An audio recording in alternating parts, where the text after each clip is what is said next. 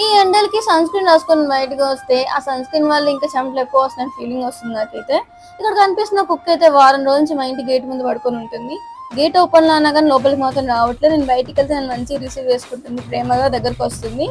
ఒకప్పుడు నేను కుక్కల్ని పెంచేదాన్ని. ఆ పాత రోజులు గుర్తుకు వచ్చి నేను మళ్ళీ ఈ కుక్కకి అన్నం పెడితే ఎలా ఉంటుంది చూసుకుందాం అన్న ఫీలింగ్ వచ్చి పెడుతున్నా. ఇంకా మా మమ్మీ ఇంకా డైలీ పెట్టమని చెప్పింది కుక్కకి అన్నము. ఇంకా మార్నింగ్ రొటీన్ రోజు పెడితే బోర్ కొడుతుంది, అదే సేమ్ వీడియో అని చెప్పేసి ఈరోజు కొత్తగా నా ఫేస్ పెట్టాను. నేను నిద్రలేస్తేగో ఈ మబ్బు మొహం వేసుకొని కనిపిస్తాను, అందుకే ప్రతిసారి వీడియోలో నా ఫేస్ అయితే పెట్టట్లేదు. ఇక్కడ కనిపిస్తున్న ఫోటో వచ్చి మా నాన్నగారు 10th క్లాస్ చదువు చాలా హ్యాండ్సమ్గా ఉన్నారు కదా. ఇంకా మా అమ్మ నన్ను దోశలు వేసుకోమని రొటీన్ గా పెద్ద పెద్ద దోశలు ఎవరు తింటారు అని చెప్పేసి చిట్టి దోశలు వేసుకున్నాను.